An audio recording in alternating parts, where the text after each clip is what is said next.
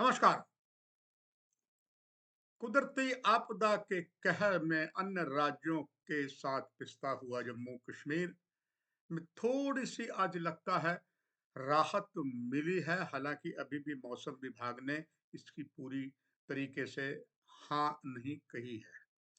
जम्मू कश्मीर में लगातार हुए नुकसान का जायजा लेने के लिए केंद्रीय मंत्रालय के द्वारा भेजी गई हुई टीम जम्मू पहुंच चुकी है और जम्मू के सभी 10 जिलों में फिर श्रीनगर के 10 जिलों का वो आकलन करेंगे कितना नुकसान हुआ है।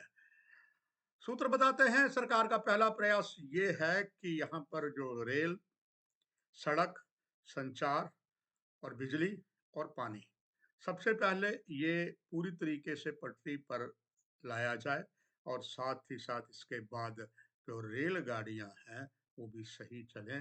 इसके लिए सरकार दिन रात एक कर रही है। फिलहाल काफ़ी ज़्यादा मुशक्क़त जो है सरकार को करनी पड़ रही है, क्योंकि हर तरफ से जितने रोड हैं, वो बंद हैं। एक आशा की किरण जो थोड़ी बहुत थी, वो थी जो नया पुंछ से रोड बना था श्रीनगर जाने के लिए, उसमें भी रुकावट आ गई है। किश्तवाड़ वासियों के और क्षेत्र में मुगल रोड तो जहाँ मैंने आपको बताया, वो भी उसमें परेशानी में है। हालाँकि एक समय था कि मुगल रोड हमेशा ही बंद रहता था, थोड़ी-सी प्राकृतिक आपदा आने से, मगर इस बार काफ़ी बचाव रहा है। फिलहाल उसमें भी थोड़ी-सी परेशानी आ रही है।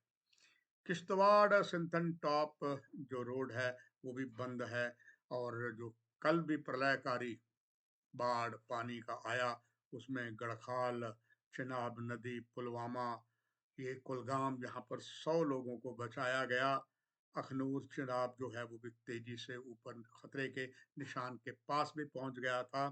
बताया ये गया है कि 20,000 करोड़ रुपए का अंदाजा लॉस हुआ है। 140 लोगों की जान गई है।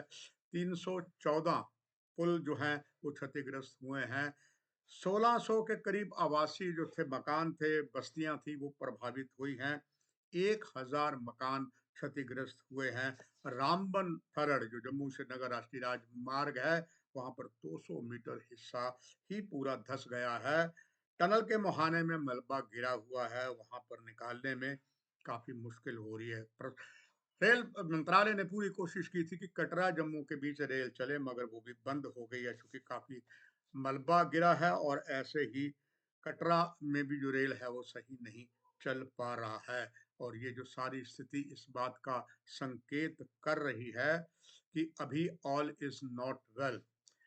भारत पाक अंतरराष्ट्रीय सीमा पर भी कड़ी चौकसी है। हालांकि इस समय कुदरत की आपदा बीच में आन खड़ी हुई है, क्योंकि जो 210 किलोमीटर के लंबा भारत पाक अंतरराष्ट्रीय सीमा जो जम्मू डिवीजन के 3 जिलों जिला सांबा, जिला कठुआ और जिला जम्मू में पड़ता है।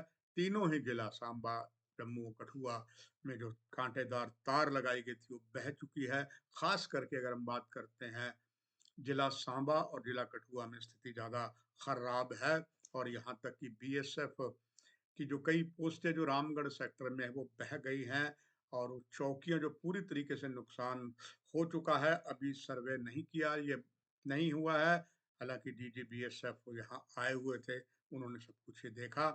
बीएसएफ को संभवतः पहली बार नाव के जरिए से चौकियों की रखवाली करनी पड़ रही है, क्योंकि पूरा इलाका जो है बॉर्डर का वो पानी में बह गया है। हालांकि इसके साथ all India institute medical science और सांबा इंडस्ट्रियल स्टेट में भी ऐसे और उपाय किए जा रहे हैं कि कहीं और अगर ऐसी बारिश आती है, भूस्खलन आता है, उसमें न कोई नुकसान ना हो। अगर कहीं ऐसा होता है तो उसके लिए पूरी तैयारी जो है वो पहले से ही कर दी गई है। ये सारी स्थिति बनी हुई है और बॉर्डर का अलर्ट आवश्यक है, बीएसएफ कर भी रही है, मगर अभी भी बहुत सी कुदरती आपदा का कहर जो बीच में आया है वो रुकावट बन रहा है। इसीलिए अभी सरकार ने तो फिलहाल जो बने हुए हालात को देखते हुए शिक्षा संस्थान कई और जगह बंद की हैं।